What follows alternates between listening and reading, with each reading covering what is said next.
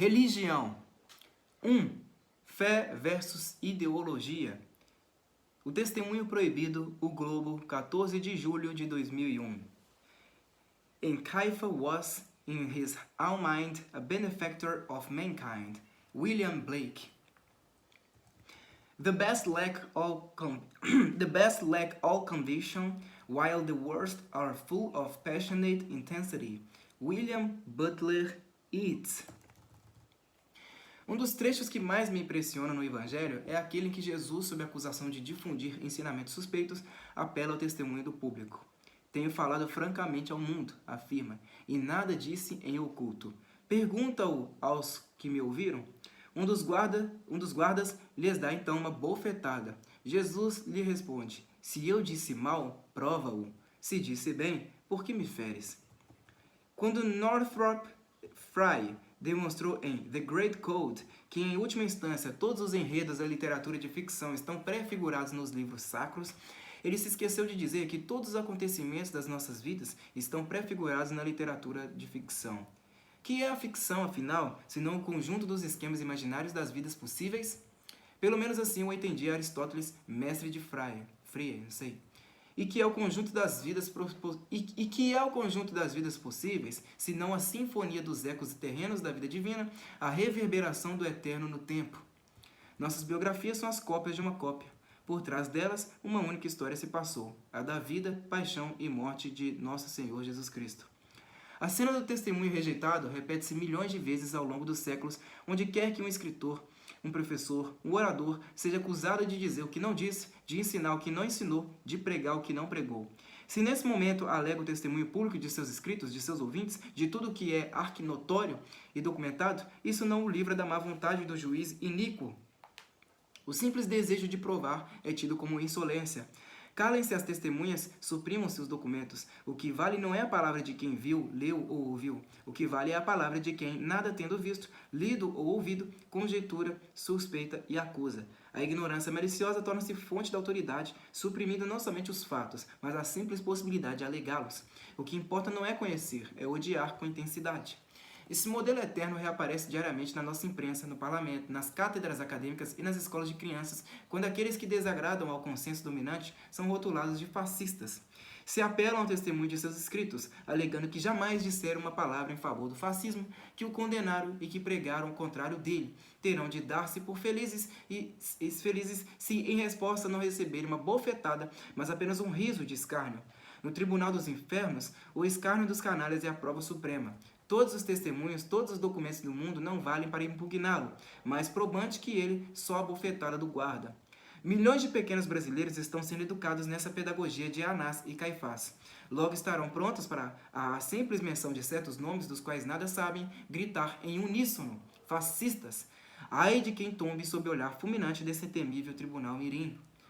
Não por coincidência, a acusação de fascismo provém sempre daquela corrente que se consolidou no poder na Rússia com a ajuda nazista, que vendeu a Espanha aos franquistas em troca de favores anglo-franceses, que amparou tantos militarismos nacionais em toda parte, que no Brasil se aliou à ditadura de Vargas e em Cuba, apoiou a ascensão de Fulgêncio Batista e depois usurpou os lucros de sua destituição engendrada pelos americanos. Tudo isso é fato histórico conhecido ao menos de quem estudou. Não é preciso dizer que nos tribunais nazifascistas, análoga sintaxe governava o uso da acusação de comunista naqueles anos mesmos em que Hitler e Stalin, por baixo da contenda de superfície entre seus devotos militantes, trocavam favores, informes secretos, armas e dinheiro, já muito antes do pacto Ribbentrop-Molotov, que apenas formalizou aos olhos do mundo essa aliança macabra. Mas na lógica da alma revolucionária, é a própria cumplicidade no crime que, pelo bem conhecido efeito potencializador da inversão histérica, confere ao juiz a sua postiça autoridade de acusar. Quanto mais ele tenha manchado suas mãos no sangue, tanto mais seu ódio reprimido a si mesmo se transfigurará no nível da sua falsa consciência intoxicada de ideologia e indignada eloquência contra o inocente. Tal é o mecanismo íntimo daquela passionate intensity, passionate intensity, de que falava Yeats, da qual só os fanáticos assassinos são capazes, e que desarma pela força avassaladora do cinismo as defesas do homem normal. O homem comum dos tempos modernos, esvaziado de espírito e reduzido a confiar-se à autoridade exterior do consenso dominante, não resiste à retórica insana do mal. Sob o violento ataque frontal à verdade, acaba sempre cedendo, admitindo-se culpado do que não fez, como milhares de réus nos processos de Moscou na década de 1930. Só a fé amparada no exemplo de Cristo pode permanecer imperturbável e, ante o assalto da mentira demoníaca, retrucar simplesmente: se eu disse mal, prova-o. Se disse bem, por que me feres?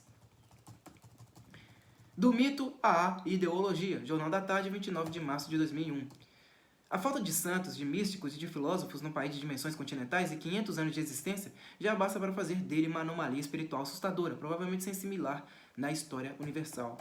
Porém, mais anormal ainda é que ninguém se preocupe com isso, que todos creiam dever constituir primeiro a sociedade ideal com 200 milhões de cidadãos satisfeitos e rechonchudos para só depois tratar de adquirir alguma consistência no plano do espírito.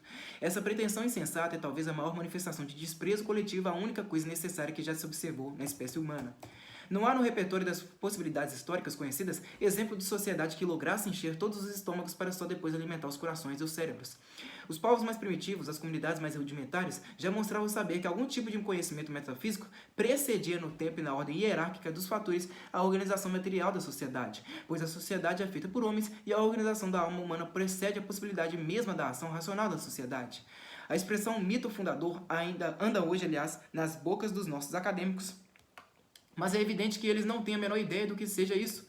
Imaginam que se trata de uma enorme ilusão coletiva inventada por espertalhões da classe dominante para colocar os homens a seu serviço. Uma imensa cenoura de burro a orientar o trajeto da carroça histórica. Santo Deus, acham que mito fundador é ideologia. O conceito de mito fundador vem de Schelling. Um mito fundador não é uma ideologia. Ideologia é um discurso que não compreende a realidade, mas motiva os homens a substituir uma realidade que compreenderam mal por outra da qual não vão compreender nada.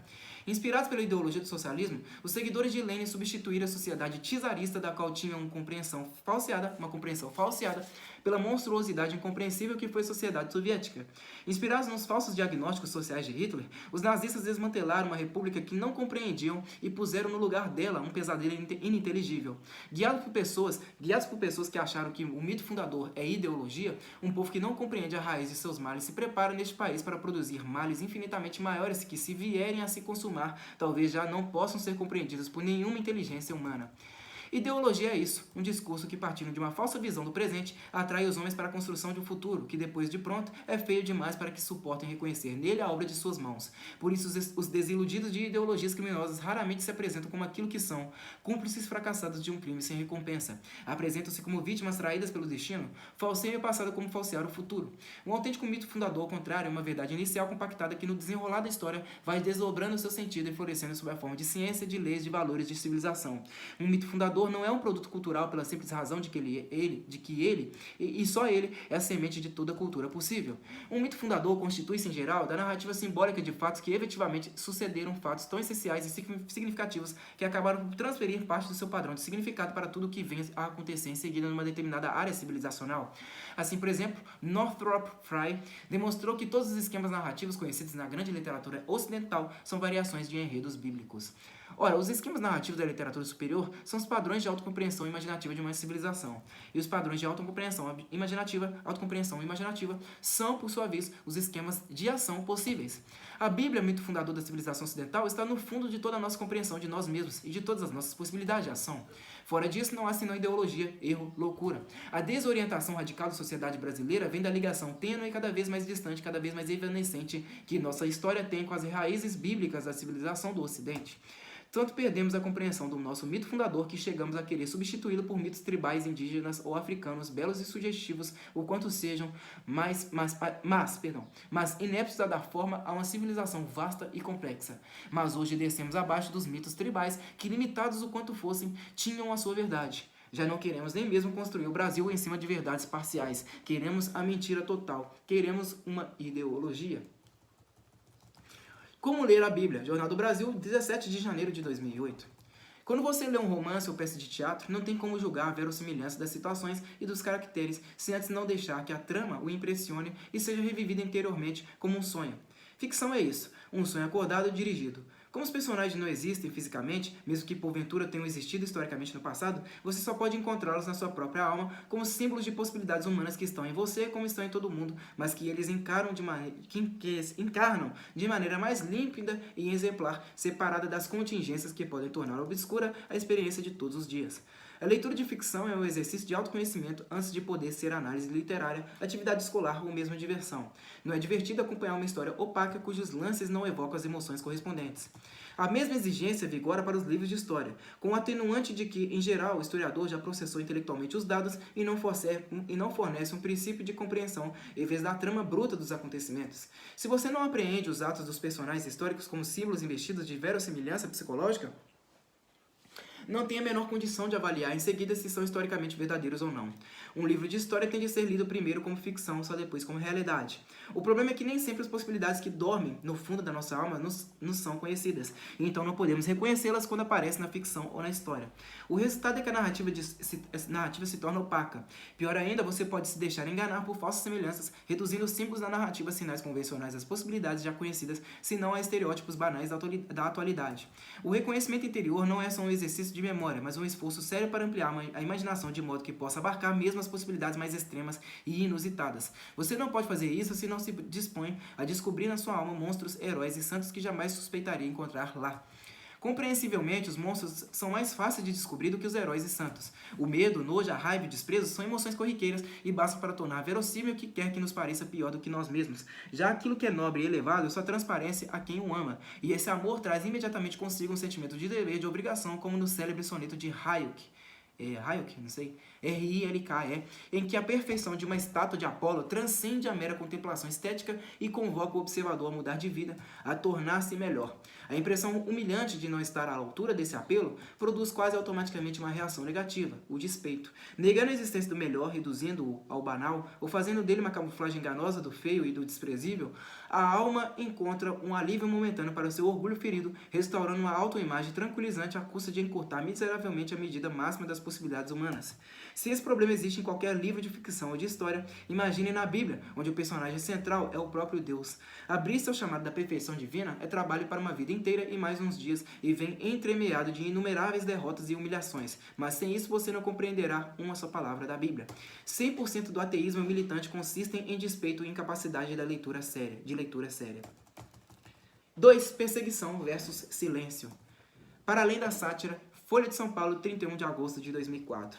Não há discussão possível sem o acesso dos interlocutores a um mesmo conjunto de dados. Os dados do presente artigo estão nos livros Their Blood Cries Out, The Untold Story of Persecution Against Christians in the Modern World, de Paul A. Marshall e Lela Gilbert, e Persecution, How Liberals Are Waging War Against Christianity, de David Limbaugh, e nos sites Religious Tolerance, Freedom House, Watson's Web and Persecution.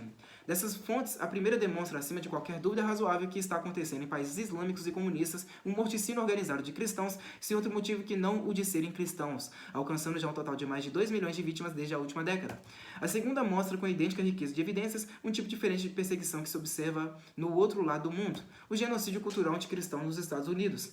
Sob a pretensão do lobby politicamente correto que domina as classes superiores e a mídia, os cristãos americanos vêm sendo expulsos deliberada e sistematicamente das instituições de ensino e cultura, proibidos de rezar em voz alta nas escolas, nos quartéis, nas repartições públicas e em muitas empresas privadas. Estudantes são punidos por quem entrar em classe com um crucifixo ou uma bíblia. Associações cristãs de caridade são ostensivamente desfavorecidas na distribuição de verbas oficiais, candidatos cristãos a cargos públicos são vetados por conta de sua religião. Enquanto o fluxo ininterrupto de propaganda anticristã inunda as livrarias, os jornais e os cinemas, o Corpo e o Código da Vinci são só 2 dos exemplos mais populares, alguns estados tornaram obrigatório o ensino do islamismo e das religiões dos índios americanos nas escolas, punindo qualquer preferência cristã ostensiva com estágios obrigatórios de reeducação da sensibilidade, que incluem horas de recitações corânicas ou prática de ritos indígenas. Desde a lei dos direitos civis, jamais alguma comunidade minoritária americana sofreu discriminação tão ampla, tão prepotente e tão mal disfarçada como aquela que hoje vem sendo imposta à maioria cristã. As demais fontes mencionadas fornecem confirmações às duas primeiras, em dose superior ao que poderiam exigir as mentes mais lerdas e recalcitrantes. Embora se passem em hemisférios opostos, os dois fenômenos estão interligados. A indústria cultural que usa de todo o seu poder para fomentar o preconceito contra o povo cristão dentro da própria América não haveria de querer alertá-lo ao mesmo tempo para o perigo da morte que ronda os seus correligionários na Ásia e na África. Ele poderia ver nisso uma antecipação do destino que o aguarda, já que todo genocídio vem sempre antecedido da destruição das defesas culturais da vítima. A conexão, assim, torna-se óbvia.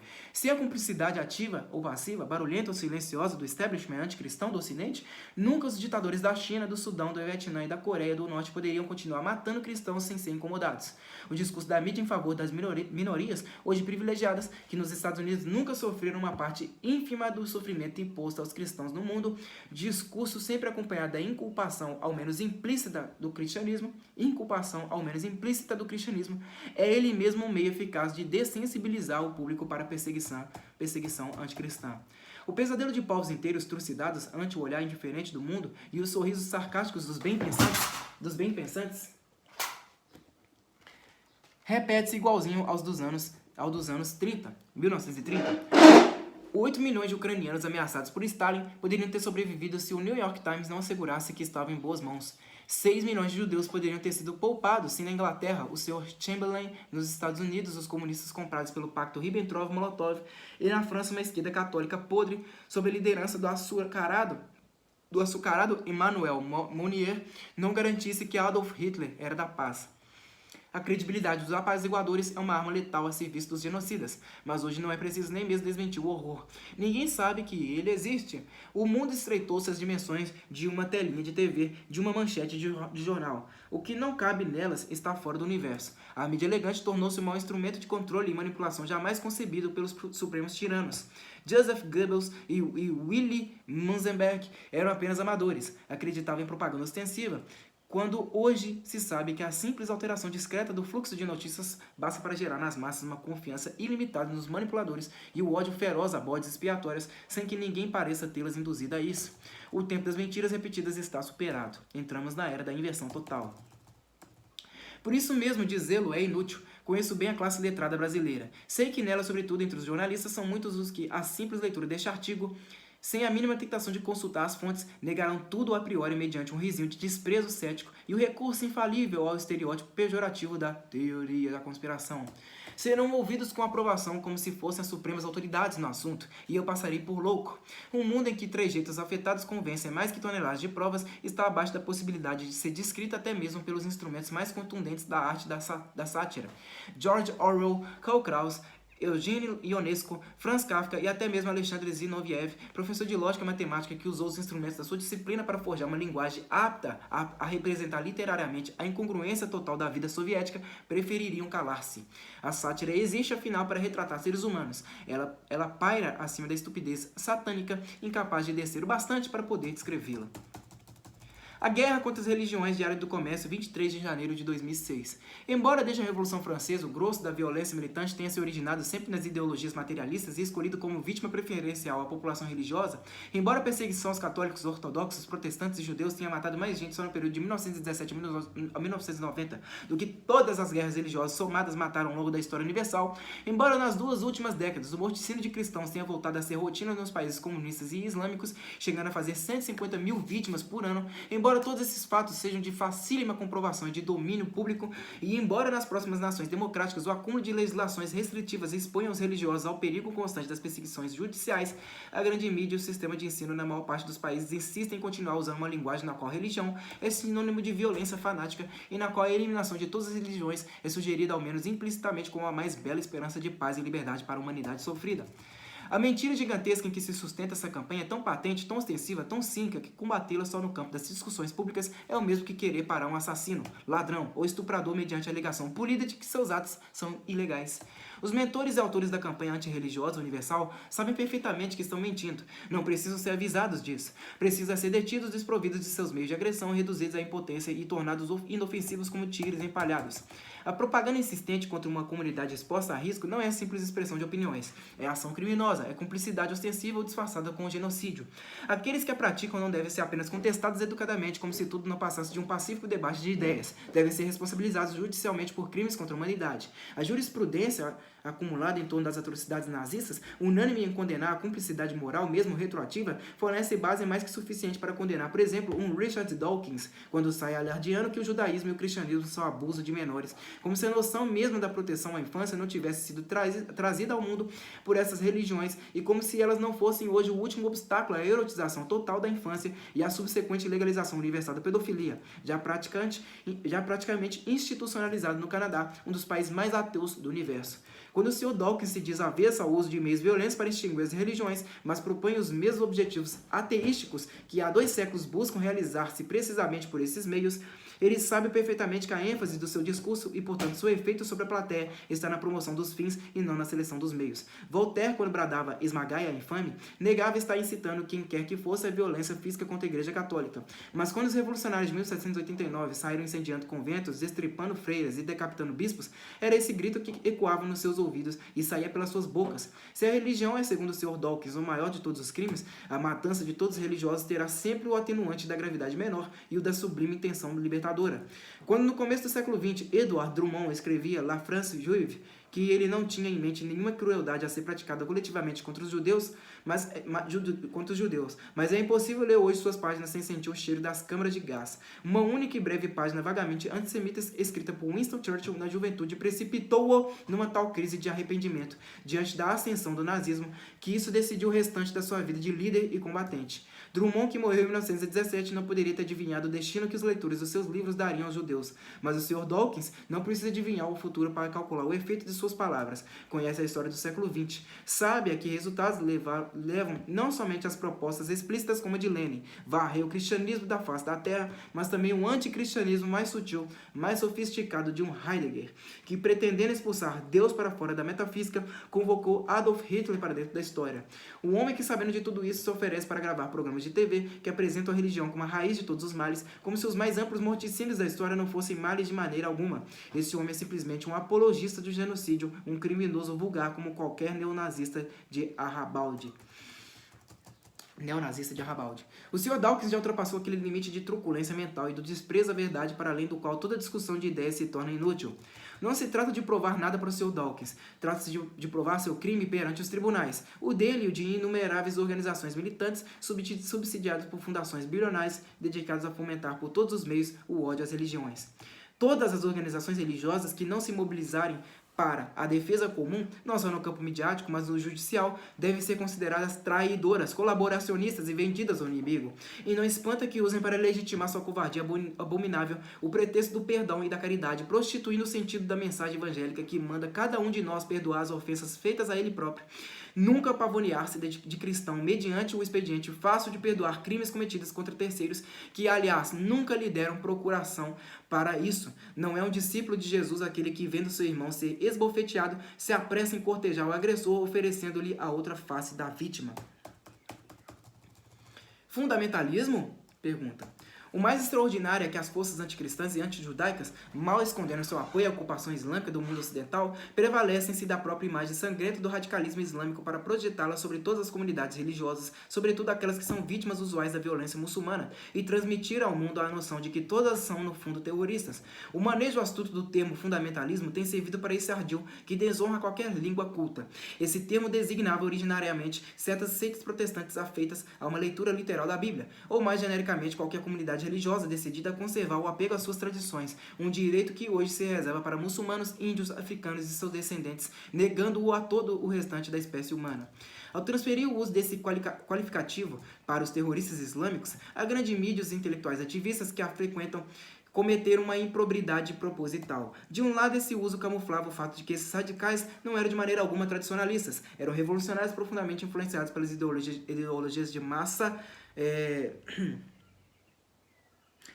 ocidentais, comunismo e nazifascismo, bem como pelo pensamento vanguardista de Heidegger, Foucault, Derrida e tutti quanti. De outro lado, e por isso mesmo, o termo assim empregado ia-se imantando de conotações repugnantes, preparando seu uso futuro como arma de guerra psicológica contra as mesmas comunidades religiosas que o radicalismo islâmico tomava e toma como suas vítimas preferenciais, os cristãos e os judeus. Numa terceira fase, o qualitativo passou a ser usado ostensivamente contra essas comunidades, ao mesmo tempo que se espalhava pelo mundo a campanha de difamação antirreligiosa da qual o Sr. Richard Dawkins é agora o mais espalhafatoso garoto propaganda. Durante a invasão do Iraque, rotular como fundamentalistas o presidente Bush, cristão, e o secretário Rumsfeld, judeu, tornou-se repetidamente obrigatório em toda a mídia chique, com uma uniformidade que comprova uma vez mais a presteza da classe jornalística em colaborar com a reforma orwelliana do vocabulário. Maquiadores do crime, Diário do Comércio, 20 de setembro de 2010. Lenin dizia que quando você tirou do adversário a vontade de lutar, já venceu. Lenin dizia que quando você tirou do adversário a vontade de lutar, já venceu a briga. Mas nas modernas condições de guerra assimétrica, controlar a opinião pública tornou-se mais decisivo do que alcançar vitórias no campo militar.